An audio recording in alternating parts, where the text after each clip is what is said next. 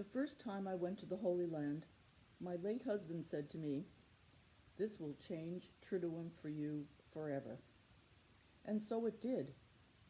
In fact, it changed a lot of other things for me, but that's for another time. No matter how much we know about how the city of Jerusalem has changed over the centuries, well, no, you aren't walking exactly where Jesus walked. It remains a holy, mystical place, holy to the three great Abrahamic religions, Judaism, Christianity, and Islam, and holy for all of us who have gone there as pilgrims, who have walked in the steps of centuries of pilgrims who have gone there and prayed before us. The Church of St. Anne and the Pool of Bethesda are on every pilgrim's list. The beautiful Church of St. Anne dates to Crusader times. The pool was discovered by archaeologists in 1888, almost exactly as it is described in the Gospel of John. The scholarly conversation about which Gospels, John or the Synoptics, Matthew, Mark, and Luke, are the most historical, was further fueled by its discovery. But aside from the historicity discussion, this third sign in John's Book of Signs has much to tell us.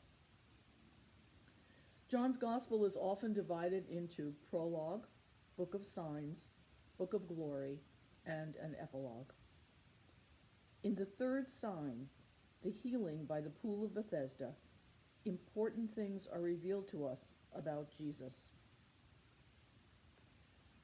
about who he is, how he understands himself, and what he faces at this time in his ministry.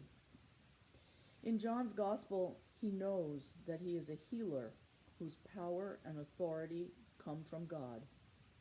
He knows that conflict with the establishment is growing, as becoming inevitable. The man who had been ill for 38 years, and many others, believed that they would be healed by immersion in the waters of the pool. While water is a complex and rich symbol in our tradition, this gospel clearly shows that the man is healed not by the water, but by the words of Jesus. His life-giving word has replaced the supposedly life-giving water.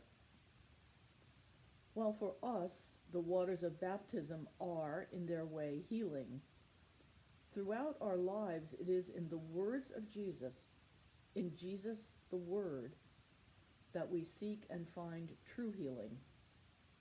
The purpose of this miracle, as Jesus explains in the following verses, is to clarify his relationship to the Father and his power to give life.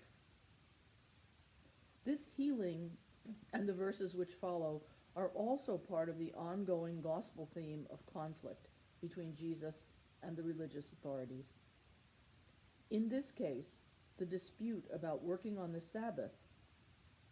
In our days, it is hard for us to understand the holiness of the Sabbath in Jesus' time, or even in the lives of observant Jews today, or how a healing on the Sabbath could provoke such anger. But the message is clear even for us. God's healing and saving power is at work every day of the week, even on the Sabbath, the day on which we are told God rested. And so it should be with us. We need to make every day a day of healing, forgiving, and loving. Each gospel has a unique portrait of Jesus. We each can have a favorite. But they all include healing and forgiving and conflict. As we move through the Book of Signs and closer to the Book of Glory, we might allow ourselves to be challenged, especially by John's Jesus. Self-confident, clear about who he is and his relationship to his Father. How clear am I? How clear are we about who he is and what that means for our lives as we continue on our pilgrim way.